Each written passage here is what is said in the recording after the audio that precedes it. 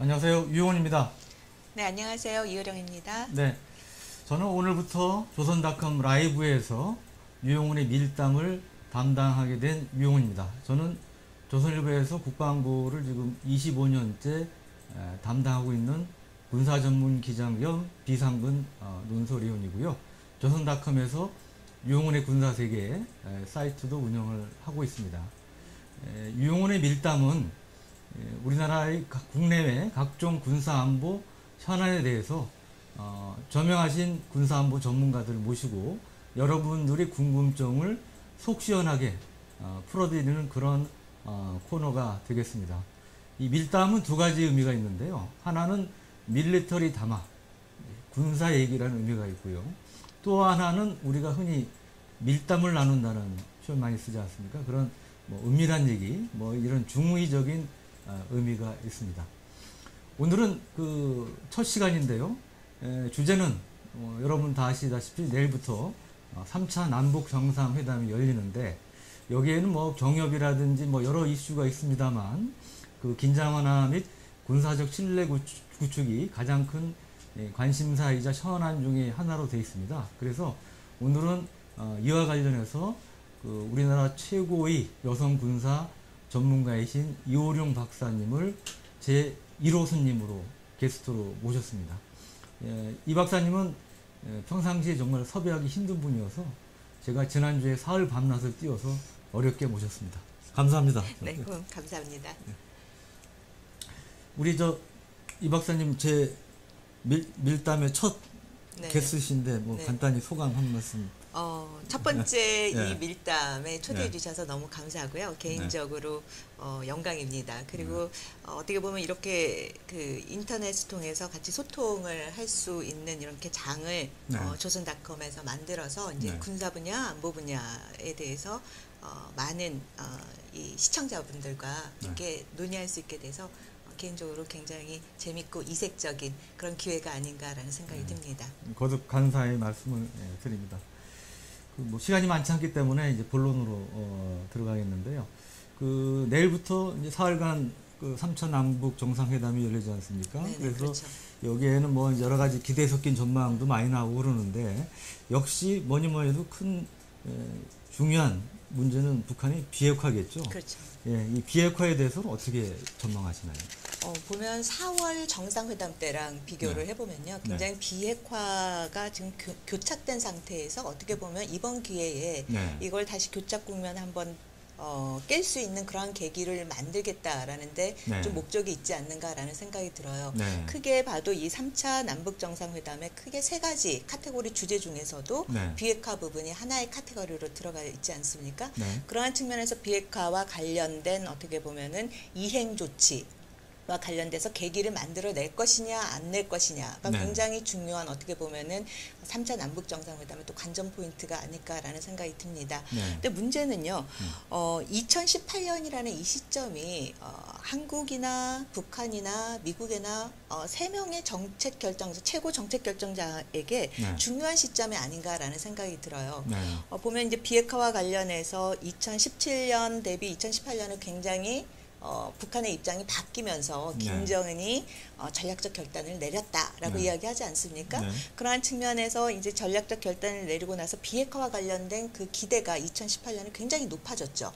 그러면서 이러한 문제를 풀기 위해서는 이제 소위 말하는 탑다운의 방식으로 이 문제를 풀어나가겠다 해서 남북 정상회담이 4월에 있었고 그리고 또 6월에 또 북미 정상회담이 있었지만 실질적으로 기대했던 거는 합의문에 뭔가 이행 조치를 담길 거라고 예상은 했지만 담기지 않았고 또 그 이어서 고위급 회담으로 통해서 뭔가가 있을 것 같지만 또 폼페이오 국무장관이 방북을 했지만 또 손에 잡히는 결과가 없었다라는 거죠. 그러한 측면에서 이번이 또 어떻게 보면은 마지막 기회가 아닌가라는 생각이 듭니다. 그러한 측면에서 트럼프 대통령이 11월에 그 중간 선거 앞에 뭔가 선거가 필요하고요.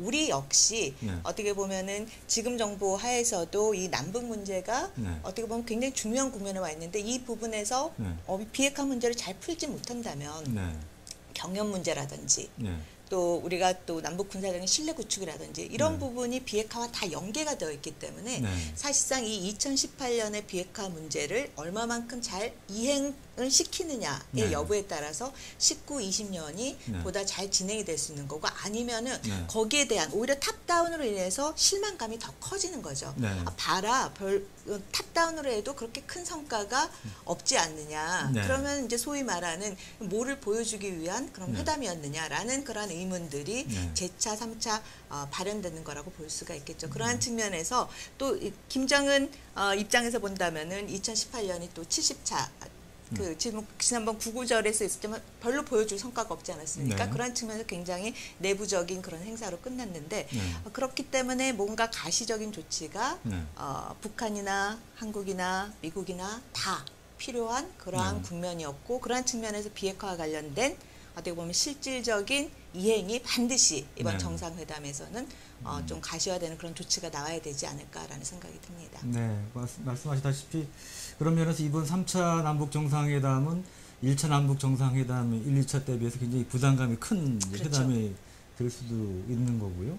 그리고 뭐 말씀하시다시피 어떠한 그 남북한 그다음에 미국의 정치 지도자들 입장에서는 뭔가 이번에 성과를 내지 않으면 트럼프 입장에서도 11월까지 성과를 내지 않으면 굉장히 어려운 상황에 처할 수밖에 없는 그러한 처지이기 때문에 또 이제 바꿔 얘기하면 그래서 이제 서로 간에 어정쩡한 타협이 있을 수도 있지 않느냐 그런 우려도 좀 나오는 것 같습니다. 그렇죠. 근데 어정쩡한 타협이 나오는 거에 대해서 제가 보기에는 그동안의 많은 국민들 또 전 세계적으로도 각 국가들도 북한에 대한 학습이 이제 많이 되어 있었던 거죠.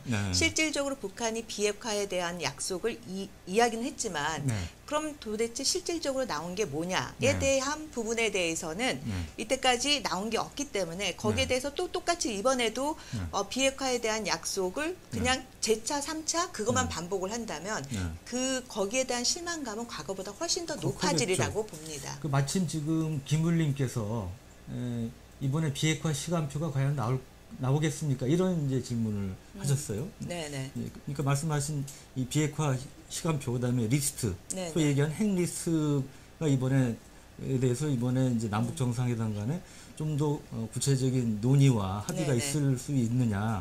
그게 이제 핵심적인 사안 중에 하나인데 어떻게 보시는지요? 네, 지난번에 우리 그 방북단이 갔을 때도 그 시간표와 관련돼서 이야기가 한번 나왔었죠. 근데 처음에는 그 첫 번째 방북팀이 그 3월에 갔을 때는 미국에 가서 이야기한 게 그 시간표는 나오지 않았고 이후에 미국에 의해서 나왔었죠. 1년 안에 비핵화를 북한이 이행을 한다라고 이야기를 했었다. 근데 요번에 그 우리 2차 방북팀이 올라갔을 때 이야기하는 거는 트럼프 대통령의 1차 임기 내에 비핵화를 하겠다. 뭐 어떻게 보면 맨 처음에는 역으로 계산해 보면 1년 내 하겠다라는 것이 이제는 2년 내로 하겠다 해서 시간이 조금 더 연기된 게 아닌가라는 오히려 그러한 이야기가 나왔는데요.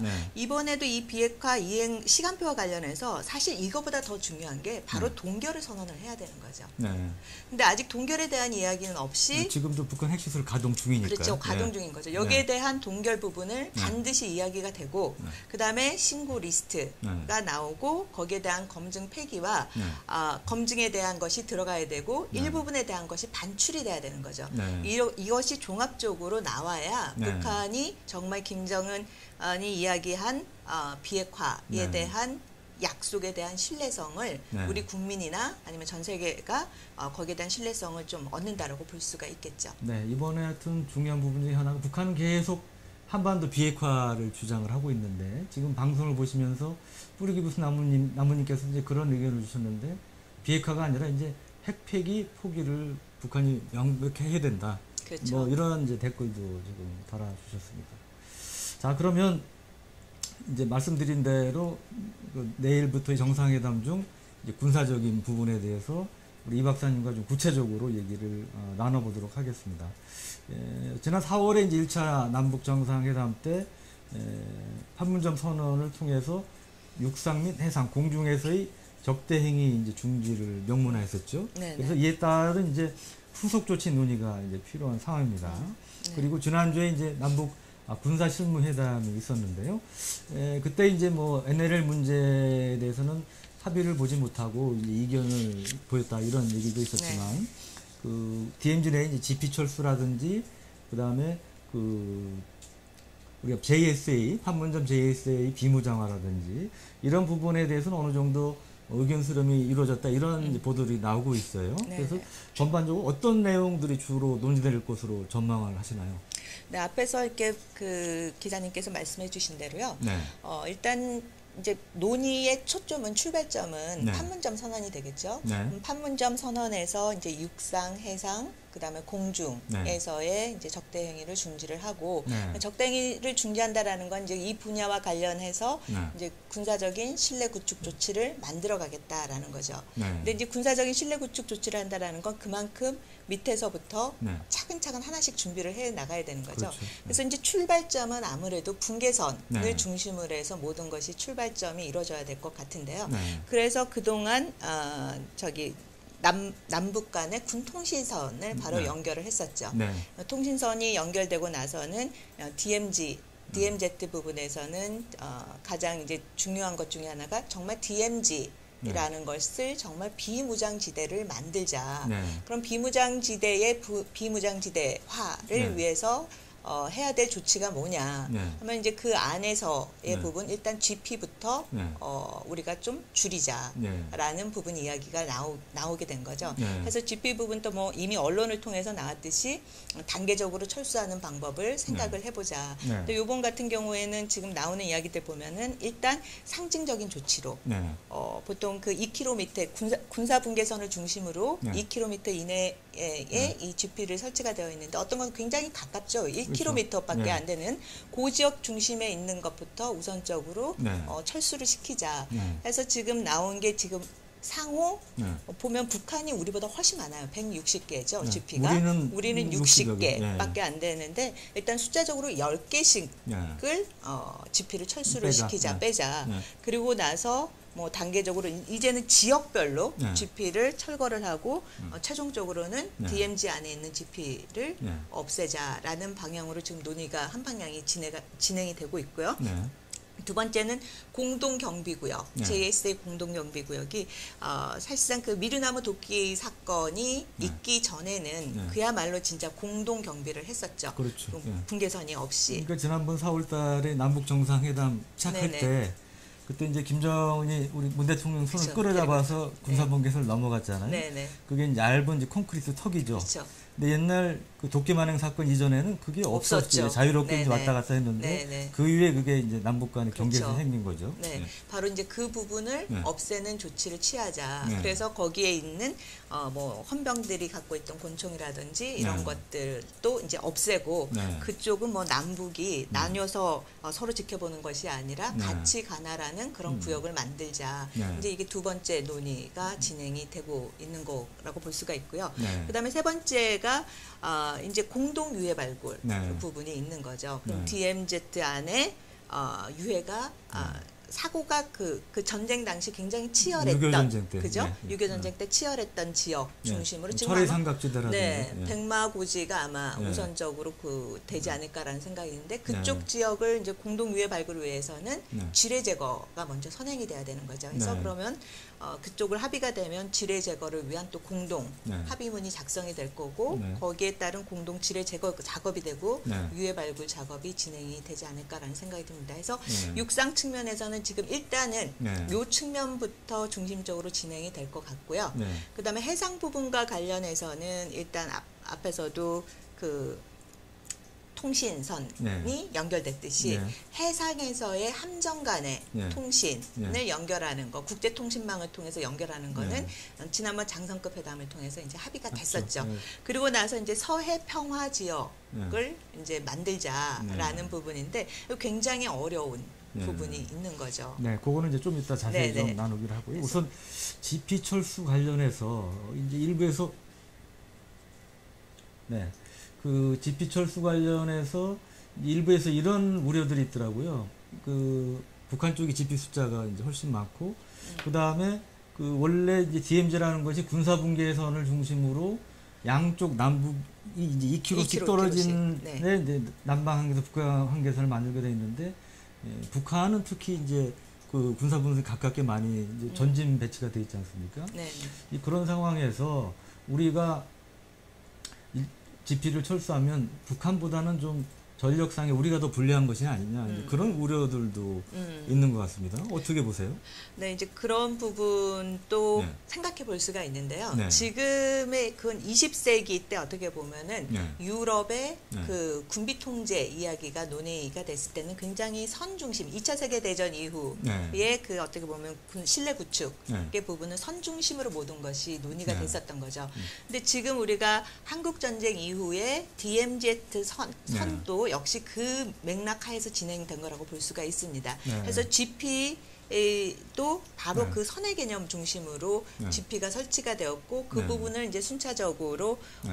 줄여 나가자라는 건데요. 실질적으로 이 군비 통제를 간다면 최소선을 몇 개로 딱 하고 그리고 네. 합의를 하고 그 선 하에서 네. 신뢰 구축을 만들어가고 검증하고 그 다음 단계로 가는데 네. 지금은 우리는 실질적으로는 오히려 반대 방향인 거꾸로 거죠. 가는 거죠. 예. 네, 최소적으로 몇 개를 네. 지금 일단 한번 해보고 그리고 나서 신뢰가 생기면 조금 더 하자라는 식으로 조금 방향은 틀린 것 같은데 남북 군사력 간의 그러면 신뢰 조치와는 어떻게 봐야 되느냐라면은 군사력의 우세한 점. 과 또 약세인 점 이러한 부분을 같이 봐가면서 봐야 되는 거지 단순히 선 중심으로 지금 우리가 GP 이 부분에 몇 개를 뺀다고 해서 우리의 군사력에 어떤 바로 불균형을 갖고 온다라고는 볼 수가 없다라고 생각이 듭니다. 또 하나 또 GOP라는 게 있지 않습니까? 네. GP가 그거 되더라도 GOP에서의 얼마만큼 우리가 철저히 상대방을 감시하고 통제하느냐에 따라서 우리 또 그 부분도 있기 때문에 복합적으로 생각해 볼 필요가 있다라고 군에서는 생각합니다. 그렇게 얘기하더라고요. 북한은 GP하고 GOP하고 같은 개념이기 그렇죠. 때문에 오히려 북한이 더 불리할 수 있다. 그다음에 감시 장비 성능은 우리가 뛰어나잖아요. 네, 그렇죠. 그러니까 뒤로 빼면 우리가 더 북한보다 뛰어난 감시 능력이 있으니까 유리할 수 있다. 이제 그런 얘기도 하시는데 하여튼 그거는 좀 두고 봐야 될 것 같고요. 이 방송 중에 많은 분들이 정말 생각보다 많은 분들이 댓글을 달아주시고 계십니다. 감사드립니다. 뭐 김효영님께서는 그 방송 시작 축하한다는 이런 메시지도 달아주셨고요. 네, 감사의 말씀을 드립니다. 그리고 이제 그 아까 말씀하신 그 지상에서의 이슈 중에 하나가 그 DMZ 유해 공동 발굴, 그다음에 JSA 비무장화 등등이 있는데 DMZ 중심으로 10에서 20km의 그 완충 구역을 설치를 해서 여기에 이제 뭐 양측 항공기 정찰 비행이라든지 훈련이라든지 뭐 이런 거를 이제 금지하는 중지하는 우리가 흔히 얘기하는 이제 초보적 수준의 이제 군비 통제를 이번에 이제 논의할 것이다 이런 전망들 나오고 있어요. 그 부분도 앞에서 말씀드렸듯이 굉장히 선 중심으로 모든 거를 생각을 하는 것 같아요. 지금 보면 비무장지대를 중심으로 해서 수도권의 위치가 각기 상이하지 않습니까? 그리고 우리 또 한반도에 보면은 그 전장의 그 지역이 넓지 않습니다. 그럼에도 불구하고 DMZ를 중심으로 보면 평양까지는 180km 정도가 되고요. 그렇죠. 그다음 서울까지는 60이면 1대3의 비율인 거죠. 네. 그런데 그 모든 걸 그냥 DMZ를 중심으로 해서 똑같이 10km, 20km, 30km, 40km를 똑같이 넘어가면서 그 부분을 평화화하자라고 하는 거는 실질적으로 굉장히 20세기적인 사고방식이고 남북한의 상황, 수도권이라든지 이런 거를 전혀 고려하지 않은 그런 주장이 아닌가라는 생각이 듭니다. 그리고 실질적으로 또 북한이 갖고 있는 군사력과 우리가 갖고 있는 군사력 간에도 강점과 약점이 있지 않습니까? 그러한 측면이 어떻게 보면 북한 입장에서 봤을 때는 항공력이 우리에 비해서 굉장히 약하죠.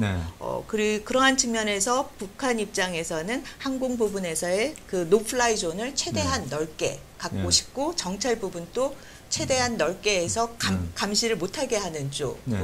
으로 유리하게 끌고 가고 싶어 할 것이고요. 또 한편 우리는 아직 북한의 핵이라든지 미사일이라든지 이것 부분이 완전히 해결되지 않은 상태에서는 감시 정찰이 굉장히 필요한 부분인 거죠. 그렇죠. 그러한 측면에서 그 부분을 그렇게 확장시켜 줄 수가 없는 부분입니다. 그러니까 말씀하셨지만 수도권이 북한보다 우리가 훨씬 가깝지 않습니까? 그럼 똑같이 예를 들어 30km를 버퍼존을 한다. 그럼 우리가 불리한 거 아닙니까? 비율로 가야 되는 거죠. 그러니까.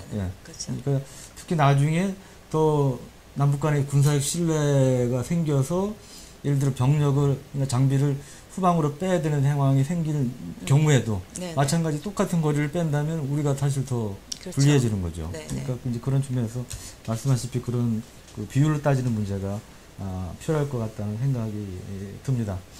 그 댓글 중에 이제 세진님이 이제 이런 질문을 해주셨는데 오늘 NPR에서 남한 우리 이제 문 대통령이 미국 손을 놓고 북한 손을 잡으려는 중요한 결정을 하려는 것 같다는 보도가 나왔다고 그럽니다. 이에 대해서 혹시 어떻게 생각을 하시는지? 네, 근데 뭐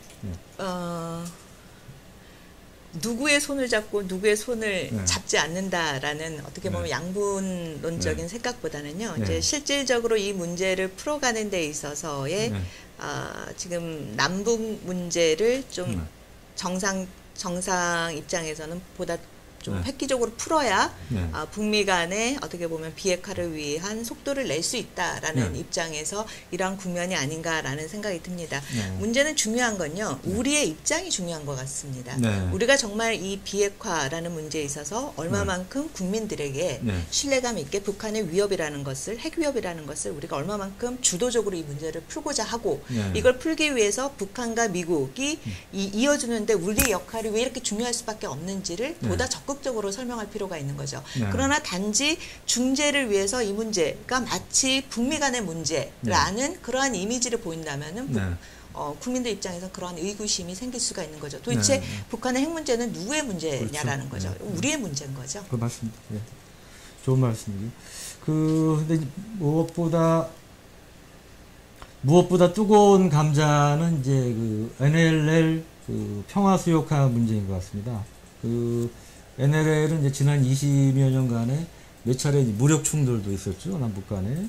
그리고 지난주 군사실무회담에서도 이제 합의를 이루지 못했는데, 근데 지난 4월에 그 판문점 선언에 보면 저도 그때 깜짝 놀랐는데요. 네. 그 제2조 2항에 보면 이런 내용이 있어요. 남과 북은 서해 북방 한계선 일대를 평화수역으로 만들어서 우발적인 군사적 충돌을 방지하고 안전한 어로 활동을 보장하기 위한 실제적인 대책을 표현하기로 했다. 근데 제가 아는 범위 내에서는 북한이 북방 한계선이라는 표현을 적어도 남북 정상회담에 쓴 적은 없어요. 그리고 공식 문서에서 안 쓰지 않습니다. 그래서 이때 이제 북한이 드디어 북방 한계선을 인정한 거 아니냐 이런 얘기도 나오는데 또 흥미로운 것은 그 뒤에 이제 남북 장성급 회담, 실무회담 있지 않았어요? 네. 근데 그 뒤에 북한이 인정했다는 얘기가 없습니다. 그래서 최근까지도 지난주 회담에서조차 이 문제가 합의가 안 되고 있다고 그런 얘기가 나오고 있는데 이 문제 이제 핵심적인 것은 이 NLL 소위 이제 평화수역화가 실현이 되려면 공동어로수역도 만들어져야 되고 우리 정부가 생각하는 공동어로수역은 NLL 중심으로 같은 면적, 등면적의 이제 어장을 만들자 이거 아니겠습니까? 그래서 이번에 과연 이 정상회담에서 이 NLL 문제와 이 평화수역 문제가 어느 정도까지 합의될지 그게 이제 사실 초미의 관심사인데 박사님께서 보시기엔 어떠세요? 쉽지 않을 것 같아요. 정말 앞에서 말씀하셨듯이 서해 북방 서해 북방 한계선 NLL 문제는 굉장히 우리가 지금까지 남북이 준수해왔던 경계선을 계속해서 가자. 이 문제는 언제 풀리냐면 평화협정을 통해서 정말 경계선 문제가 다시 논의가 돼서 합의되기 전까지는 지금의 경계선은 그대로 가야 된다라는 입장이 정부의 입장이라고 볼 수가 있는 거죠. 근데 문제는 북한 역시 자기네들이 보면은 이제 80년대, 90년대 오면서 이 NLL 문제를 계속해서 건드리면서 괴선을 만들지 않았습니까? 그래서 자기네 개선을 중심으로 해서 평화수역화를 만들려고 하는 거죠. 개선은 NLL보다 훨씬 밑에 내려와 있죠. 그러니까 그것도 이제 말씀 죄송한데 옛날에는 저쪽 한참 밑에 내려와 있었죠. 그러다가 노무현 정부 이제 2차 정상회담하고 국방장관 회담할 때는 NLL보다 좀 가까워지는 쪽으로 내리는 쪽으로 바꿨지만 그래도 역시 남쪽으로 내려와 있는 그런 상황이죠. 그래서 우리는 최대한 만약 간다면 이 NLL을 중심으로 해서 동면적으로 가려고 할 테고요. 그러나 이제 공동의 이익이라는 거, 협력이라는 부분을 생각한다면 공동어로 보장을 생각을 한다면 어떻게 해서든 평화수역 부분에 NLL을 조금이라도 걸치든지 뭐 해서 그러한 부분을 좀 합의를 내려고 하지 않을까라는 생각이 듭니다. 하여튼 그 뭐 상징적인 면에서 합의만 이루어질 가능성도 얘기가 나오더라고요. 그렇죠. 옛날에 대해서는 언급을 안 하고 최대한 네. 그 부분에 대해서 합의가 이루어지지 않는다면 뭐 네. 해상훈련 네. 중지라든지 뭐 네. 이런 부분에서 평화 수역화를 위한 노력을 네. 이제 단계적으로 해 나간다라는 네. 그런 조치들이 이루어지지 않을까라는 생각이 듭니다. 뭐 예를 들어 뭐 사실상 NLA 중심이 되겠습니다만 뭐 일정 거리 내에는 뭐 군함의 그 기동이라든지 그렇죠. 훈련 같은 거는 뭐 중단한다든지 뭐 그런 것들도 얘기가 좀 나오더라고요. 결국 이제 그런 식의 단계적인 뭐 이제 접근을 할 가능성이 많지 않나 이런 얘기들도 지금 나오고 있습니다.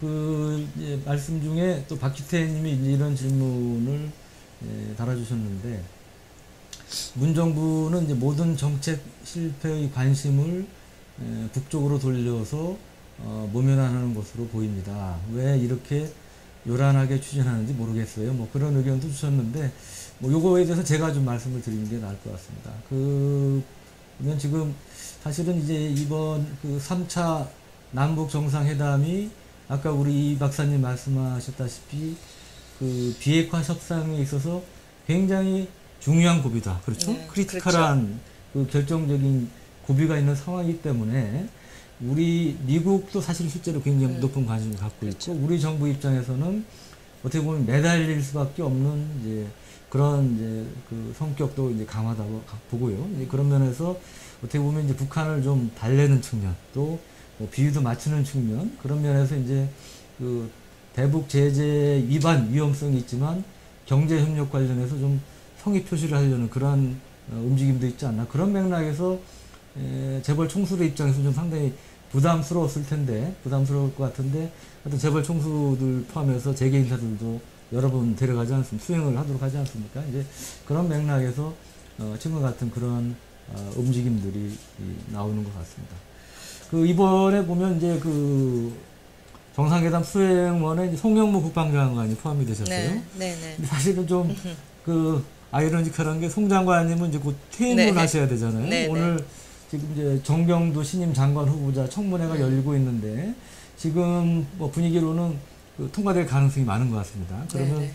사실은 이제 정경두 신임 장관이 수행을 하는 게 맞지 않느냐 이제 이런 의견도 없지 않았는데 물리적으로 어려운 점이 있었을 것 같습니다. 오늘 청문회이기 때문에 내일부터 정상회담인 상황에서 신임 국방장관이 뭐 수행하기는 좀 어려운 점이 또 현실적으로 있을 것이라고 생각이 되는데 그러면 이런 군사적인 부분의 세부의 합의는 어떻게 되는 거예요? 양국 그러니까 북한의 인민무력상이죠? 네, 그렇죠. 인민무력부장 네. 하고 우리 국방장관 사이에 합의가 되는 건가요? 어떤 식이 되죠? 네, 요번에 그 보면 장성급 회담이 아니라 실무급 회담이 네, 군사실무회담에서. 네, 군사실무회담이 건 뭐 네. 1.5일에 걸쳐서 진행하지 네. 않았습니까? 그래서 네. 대체적으로 이제 합의 방향을 다 네. 조율을 했다라고 볼 네. 수가 있고요. 네. 이제 이 부분을 정상회담 때 가서 네. 이제 국방부 장관이랑 인민무력부장이 사실상 큰 이제 뭐 보면 조율을 하고 네. 합의를 하겠죠. 네. 그럼 이제 포괄적인 군사 합의문이 나오게 되는 거겠죠. 통상 보면 1, 2차 남북 정상회담의 경우를 보면 우선 양국 정상 간에 합의가 되고 네. 그 다음에 이제 국방장관 회담을 따로 네, 했어요. 시차를 그렇죠. 두고 네, 1차 네. 때도 근데 이제 그때 이제 제주도에서 네, 네, 맞아요. 조성태 장관하고 김일철 인민무력 부장관에 했고요. 2차는 이제 김장수 장관이 평양에 가서 그렇죠. 좀 텀을 두고 이제 했었는데 네, 이번에 흥미로운 게 국방장관이 수행을 해서 네.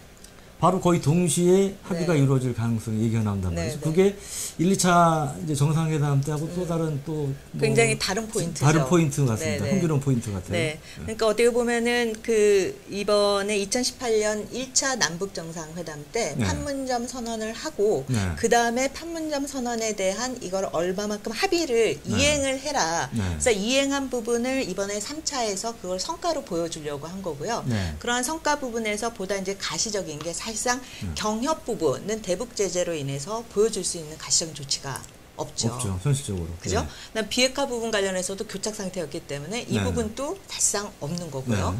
그러니까 세 번째가 뭐냐면 남북 간의 네. 군사적인 신뢰 구축, 네. 녹지와 관련돼서 합의 사항을 보다 가시적으로 보여줄 수 있는 부분이 아닐까라는 네. 생각이 듭니다. 그러한 측면에서 판문점 선언의 합의의 네. 이행 부분을 체크를 하고 이 부분에 관련해서 이제 군사 파트에 네.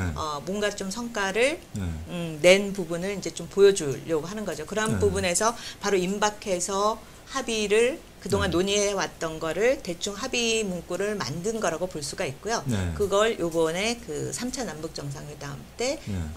그 장관이 가서 네. 합의를 할 하는 가능성이 그런 있다. 모습을 보여주는 그림이 아닌가라는 생각이 듭니다. 네, 그것도 하여튼 과거와는 다른 좀 흥미로운 변화 같습니다.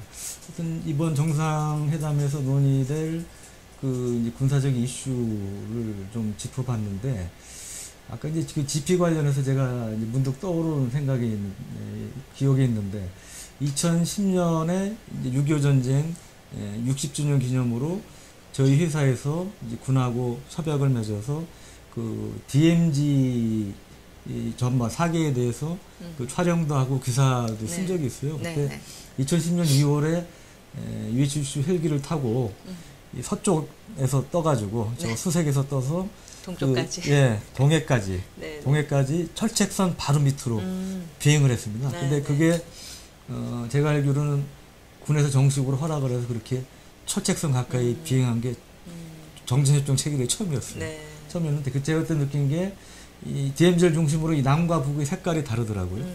경계선을 중심으로 네, 이 색깔이 다른, 북한은 좀 더 어떻게 보면 검은색한 그런 네. 색깔이었고, 또 하나는 이제 아까 GP 말씀하신데 우리보단 북한 GP가 훨씬 많은데 걔네들은 보면 작아요. 네. 우리 GP는 굉장히 성처럼 생겼고 네. 좀 독특한 아주 꽤 네. 크고 제법 크고 웅장하게 돼 있는데 북한은 조금만 우리 얘기하면 정자 비슷한 정도로만 노출이 돼 있다고 돼 있는데, 근데 그쪽은 이제 지하에 많이 들어가 있죠. 네, 그렇죠. 숫자는 훨씬 많고.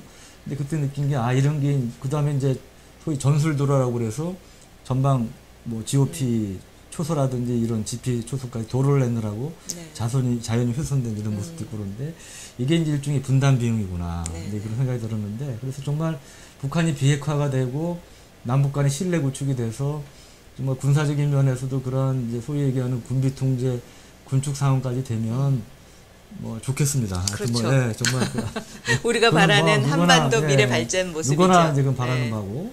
근데 이제 그러기에는 넘어야 될 산이 아직도 많고, 북한의 행태를 보면 참 그렇게 낙관적인 기대를 하기에는 너무나 북한의 행태가 좀 신뢰성을 떨어뜨리는 게 많지 않나 싶고요. 그리고 GP의 경우는 철수시키더라도 저는 그거를 관광 자원으로 활용했으면 좋겠어요. 왜냐하면 제가 369 GP라고 북한하고 제일 가까운 600m밖에 네. 안 떨어진 GP가 네, 금강산 바로 앞에 있습니다. 네. 그러니까 그 GP 바로 뒤에 금강산의 절경이 네. 펼쳐져 있는데, 네. 그 만약에 남북 간에 이제 평화 체제가 돼가지고 GP가 철수하는 상황이 되면 네, 그걸 네. 없애지 말고 네. 호텔 같은 걸로 개조를 하는 거예요. 네, 네. 그러면 정말 세계적인 관광 명소가 될 수 있지 그렇죠. 않나. 원래 또 네. DMZ의 평화공원화도 그렇죠. 있지 예, 않습니까? 거기에 또 그런 그 거와 연계시켜 자연 보존 같은 게 잘 돼 있으니까 일부 남북 간에 이제 그 통로로서 일부 주례지대는 개척을 해서 제거해야 되겠지만 전체를 다 없애는 건 현실적으로 어려운 일이고, 그러니까 북유럽의 경우는 보면 아무것도 아닌 얼음 네. 호텔도 인기 있지 않습니까? 네, 차별화된 네. 상품으로. 그런 거에 비하면 저희는 우리나라 GP 호텔은 훨씬 국제적인 이 경쟁력을 가진 네. 이런 관광 상품이 될 수 있지 않을까, 이제 그런 생각이 듭니다. 약간 좀 딴 데로 얘기가 했는데, 이번에 이제 정상회담에서 또 이제 관심을 끄는 것 중에 하나가 종전선언입니다. 이제 지금 그 미북 간의 비핵화 협상이 교착 상태에 빠져 있는 이유 중에 하나가 북한이 종전선언을 계속 고집해서 이제 그런 측면이 네. 있지 않습니까? 네, 네. 이제 그런 면에서 이 종전선언이 이루어지면 결국 평화체제, 평화협정 뭐 이런 측면 자동적으로 진행이 되는 것이 아니냐. 뭐 이제 그런 면에서 이제 그 소위 안보 위기가 초래될 수 있는 거 아니냐. 이제 네, 그런 네. 우려들이 적지 않습니다. 네, 네, 네. 이제 이에 대해서 우리 이 박사님께서는 어떻게 생각을 하시는지? 네, 사실 그 북한이 종전선언은 네. 과거에 그렇게 하지 않았었죠. 요구하지 않았었죠. 평화협정을 요구했었죠. 사실상 이제 평화협정이 되면 뭐 이제 유엔사 문제라든지 뭐 경계선 문제라든지 NLL 문제라든지 이런 것들이 같이 연계되어 있었기 때문에 종전선언보다는 평화협정을 이야기했었고 또 실질적으로 그 국제 그 역사를 보면은 세계사를 보면은 종전선언이라는 것은 보통 평화협정 제1항에 들어가 있습니다. 근데 이걸 우리는 지금 분리를 시킨 거죠. 평화협정에 들어갈 1항의 내용을 지금 따로 분리를 시켜서 이거는 정치적 선언이고 상징적인 선언이다라는 부분을 이야기를 하면서 이제 종전선언부터 먼저 하자라는 이야기를 하고 있는데요. 말 그대로 법적 효력은 없습니다. 정치적 선언이기 때문에. 근데 문제는 뭐냐면 이 정치적인 선언이 최고 정책 결정자 간에 이루어졌기 때문에 정치적 효과가 있을 수 있다라는 거죠. 즉 정치적인 영향력을 미칠 수 있다라는 점에서 우리가 종전선언을 좀 유의미하게 지켜볼 필요가 있다라는 거죠. 바로 직접적으로 뭐 유엔사 문제라든지 주한미군 문제라든지 한미동맹 문제라든지 직접적인 영향은 미치지 않습니다. 그런데 문제는 뭐냐면 이게 종전선언이라고 이야기를 했을 때 김정일 체제에 들어와서 많이 썼던 말 중에 하나가 바로 적대시 정책인 거죠. 적대시 정책 철회 부분을 이제 종전선언과 연결을 시키면 이 종전선언의 개념 안에 적대시 정책 부분이 이제 들어가면 이제 모든 것이 북한이 모든 거에 이유를 갖다 댈 수가 있다라는 거죠. 종전선언했는데 왜 대북제재는 안 풀어주냐. 그렇죠. 종전선언했는데 왜 유엔사는 왜 있냐. 뭐 이런 식으로 모든 거를 걸고 넘어지면서 기존에 합의했던 것들의 이행에 차질이 발생할 수 있는 그러한 상황도 올 수 있다라는 것을 우리가 같이 염두에 두면서 이 종전선언을 했을 때 이후 북한의 행보가 어떠할 것인지도 같이 예측을 해가면서 이 문제를 풀어나가야 되지 않을까라는 생각이 듭니다. 아주 중요한 말씀을 지적을 해주신 것 같은데 사실은 종전선언이라는 걸 따로 역사적으로 한 예도 별로 없는 거 아닙니까? 그렇죠. 보통 이제 평화협정, 뭐 평화체제 할 때 이제 같이 포함돼서 갔던 것이고 그래서 북한이 그럼 왜 이렇게 종전선언에 집착을 하느냐 이제 그런 맥락에서 좀 의구심을 갖고 볼 수 있는 대목이 있는 것 같고 특히 1차 남북 정상회담 판문점 선언 이후에 보면 거기에 이제 포괄적으로 그 긴장 조성 행위를 하지 말자는 그런 게 있잖아요. 그렇죠. 그런 거를 가지고 연합훈련 중단이라든지 뭐 이런 것들을 계속 지부하게 요구를 했기 때문에 이 박사님 말씀하셨듯이 북한이 종전선언은 뭐 주한미군과도 별개고 뭐 이런 얘기를 김정은 위원장이 이번 특사단에 했다고 그러는데 그걸 순수하게 맥락 그대로 액면 그대로 믿고 싶어도 과거의 이제 북한의 행태를 보면 좀 믿기 어려운 부분이 있단 말이죠. 그래서 그런 맥락에서 참 유념해서 좀 봐야 되지 않나 싶고 또 하나 이제 많은 이제 분들이 혼동하고 있거나 조금 이제 좀 논란이 되고 있는 것 중에 하나가 종전선언이 되면 바로 유엔사령부는 해체가 되는 것이고 그 다음에 뭐 주한미군도 철수를 해야 되는 것이냐. 물론 우리 청와대에서도 이건 별개라고 대통령부터 말씀하시지 않았습니까? 그럼에도 불구하고 이제 그런 주장들이 계속 나오고 있단 말이에요. 여기에 대해서는 어떻게 좀? 한 가지 예를 들면요. 우리 국제사회 인권 문제를 보면요. 인권 선언이 인권 협약보다 먼저 나왔다라는 거죠. 그러면 인권 법안을 만들 때 준용하는 게 뭐냐면 인권 선언에 의해서 인권 그 법약이라든지 이런 문구라든지 이런 게 보다 구체화된다라는 거예요. 그러니까 실질적으로 선언이라는 것은 법적 효력은 없지만 나중에 이후에 어떠한 법안을 만들어 갈 때는 영향을 미치고 있다는 거죠. 영향을 준다라는 거죠. 그렇다면 이 종전선언도 이후에 종전선언을 하고 나면 이제 평화협정을 위한 이 실질적인 이제 조치들이 이행이 들어가겠죠. 그러면 이 평화협정에 대한 문구에 바로 이 종전선언이 바로 영향을 미칠 수 있다라는 측면에서 실질적으로 종전선언 하나만 봤을 때는 그렇게 큰 변화가 없을 거야. 현상이 그대로 뭐 현상 변화는 아니야 라고 생각할 수 있지만 이 프로세스 과정에서는 많은 영향을 줄 수 있다라는 거죠. 그러니까 유엔사 문제만 해도 유엔사가 사실은 이제 정전 체제 유지 관리 이거가 이제 임무의 다인 것처럼 생각하는 분들이 많은 것 같습니다. 그러니까 지금 이제 종전선이 돼도 정전협정 자체가 없어지는 건 아니잖아요. 그렇죠, 아니죠. 네, 그러니까 평화협정이 되기 전까지는 정전협정이 정전협정은 그대로 유효한 가는 거죠. 예, 그렇지 않으면 그렇죠. 대체할 수단이 없으니까 네네. 공백이 생길 수밖에 없기 때문에 유효한 것인데, 그러니까 유엔사도 당연히 이제 유효한 것이 되는데, 또 하나 사실은 유엔사의 중요한 임무 중에 하나가 한반도에 만약에 전면전이 났을 경우 미국 외에 이제 6.25 전쟁 때 참전한 영국이라든지 그 영연방 국가들, 캐나다, 그렇죠. 호주 16개국 있지 않습니까? 네네.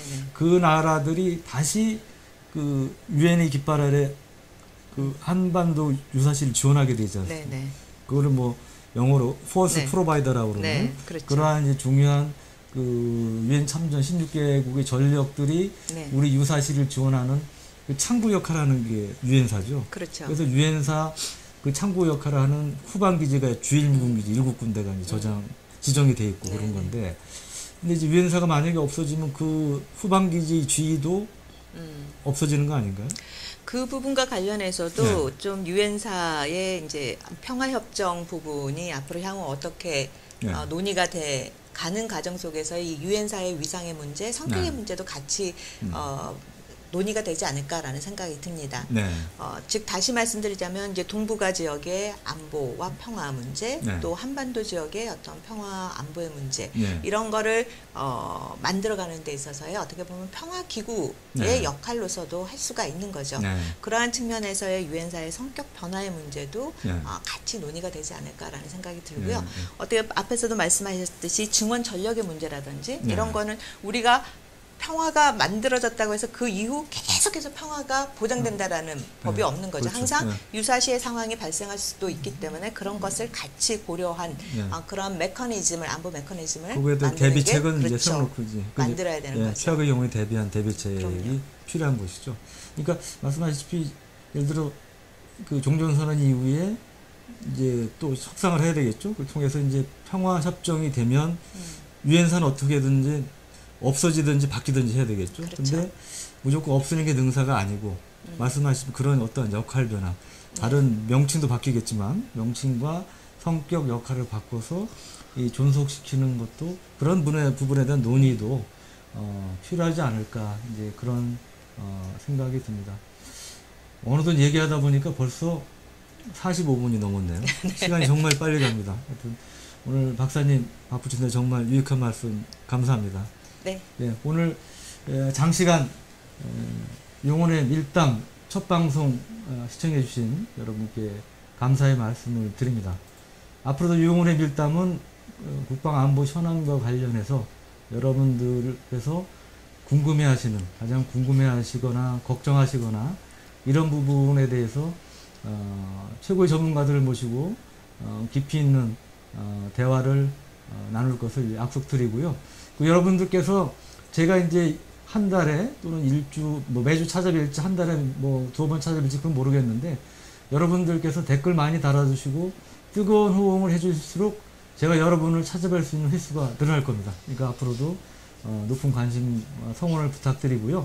참고로 다음 2번째 방송은 이달 말에 있을 예정인데, 추석 연휴가 지나고 이달 말에 있을 예정인데, 우리나라 최고의 군사전략가로 요즘 명성을 떨치고 계신 신원식 장군님을 모시기로 했습니다. 제가 신 장군님 모시고 여러 가지 안보 현안이라든지 전쟁사에 대한 말씀을 나누도록 하겠습니다. 오늘 장시간 시청해 주셔서 감사합니다. 다음 시간에 또 뵙겠습니다. 오늘 감사합니다. 네, 감사합니다. 네.